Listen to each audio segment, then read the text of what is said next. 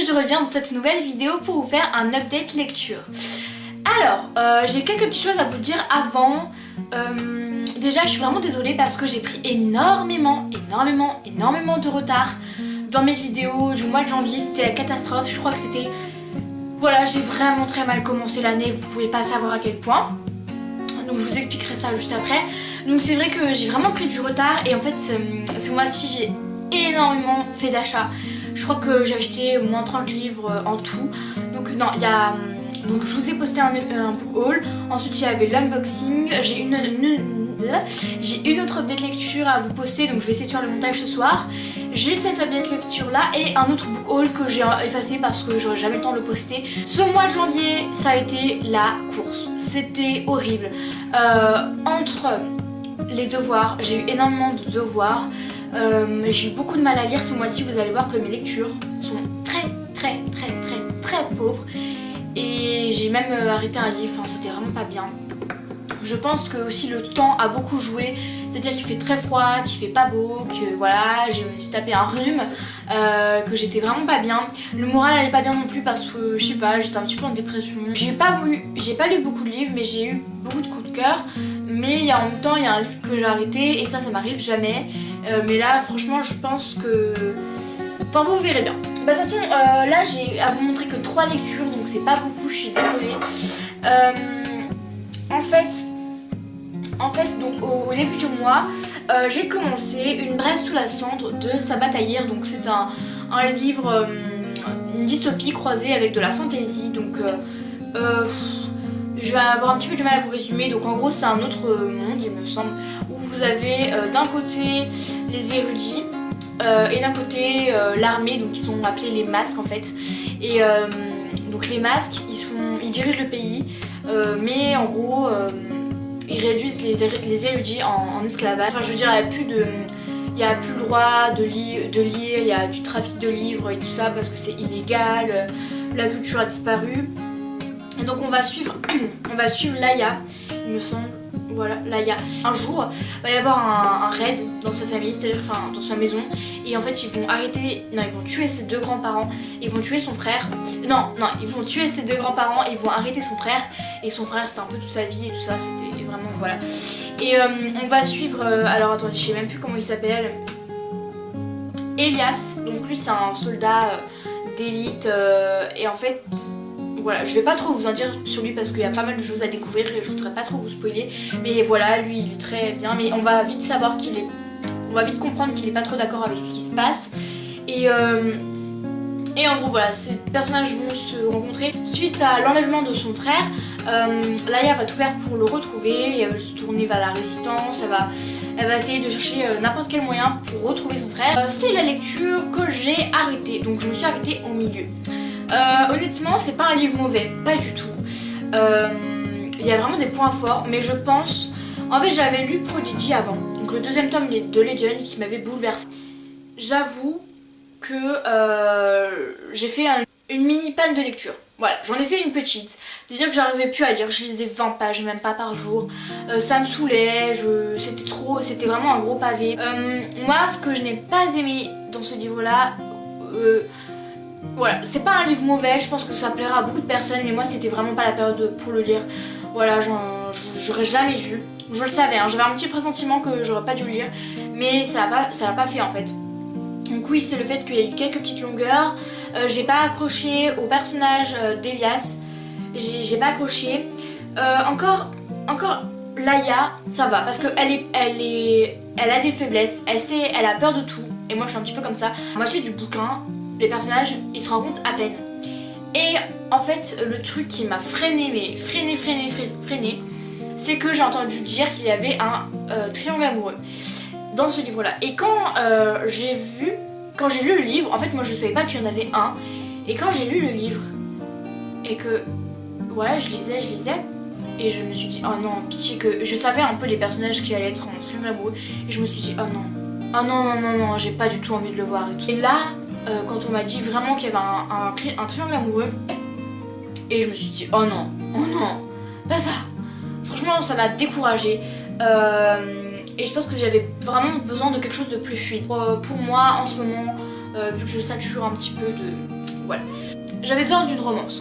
Parce que, je sais pas si vous en souvenez, dans mon ancienne update lecture, que je vous mettrai en barre d'infos, j'ai lu Blackbird. Je n'avais pas aimé la romance. J'avais lu Prodigy. Je vais pas trop vous en dire, mais voilà, j'ai pleuré toutes les larmes de mon corps. Et j'ai lu Une braise sous la cendre.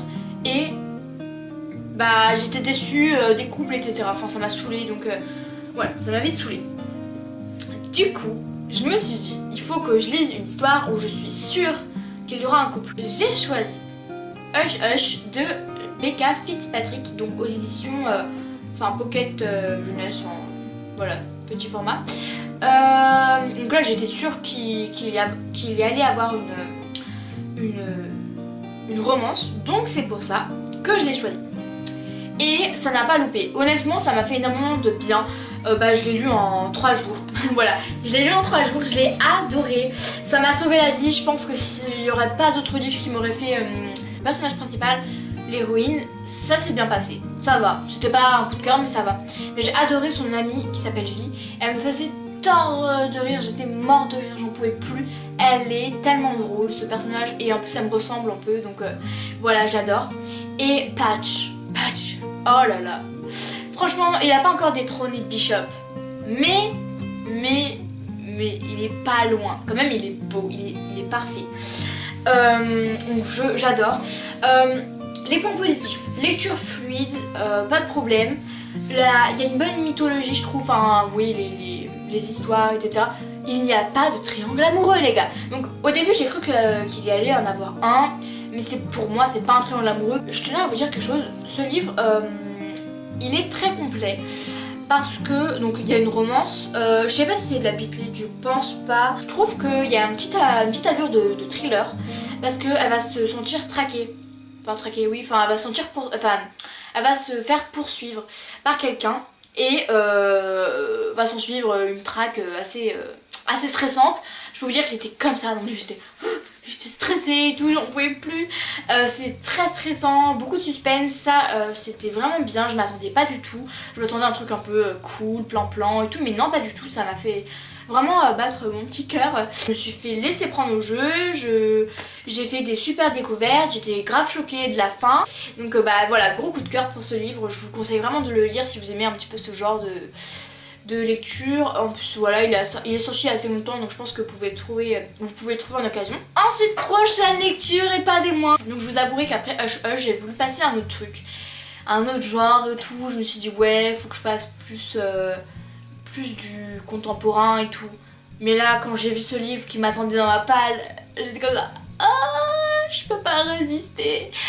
J'étais à fond dedans. Oh my god, oh my god, oh my god. Alors là, c'était coup de cœur assuré.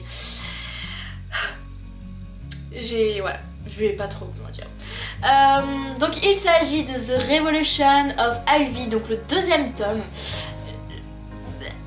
J'arrive même plus à en parler quoi, c'est trop d'émotion en moi. C'est la fin, voilà, parce que c'était un diptyque. Je sais pas, je suis en deuil, en fait je suis vraiment en deuil, j'arrive pas, je pense trop à ce livre en ce moment, voilà, je me dis non, c'est fini. Je reverrai plus jamais Bishop et tout ça, et Ivy et tout, ils vont me manquer. J'étais en deuil de toute ma vie. Donc je vais faire un petit résumé du 1er tome. Alors, c'est une dystopie et on va suivre un futur. Donc c'est une ville, une ville qui a été reconstruite après une explosion nucléaire. Et en gros, ils ont construit une barrière, comme dans Divergente en fait, une barrière. Et d'un côté, donc la société est divisée en 2 clans. Donc d'un côté, les Westfall, donc eux, ils ont créé la barrière, toute la société et tout. Et en fait, ils se sont fait prendre le pouvoir par les Latimer. Et eux, c'est un peu les riches et tout qui ont pris le pouvoir, qui sont voilà bien, alors que les Westfall c'est un peu les pauvres. Et en fait on va suivre Ivy, c'est la fille du fils du fondateur de Westfall. Voilà, c'est un petit peu compliqué. Donc dans ce monde-là, les filles et les garçons doivent se marier à 16 ans. Enfin, une fille des Latimer et une fille des Westfall doivent se marier à 16 ans.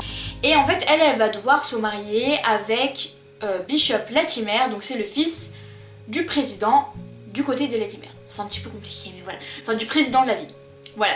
Et après, ils vont devoir se marier, sauf que elle, en fait, son père, il a élevé que pour tuer. Et pour tuer Bishop.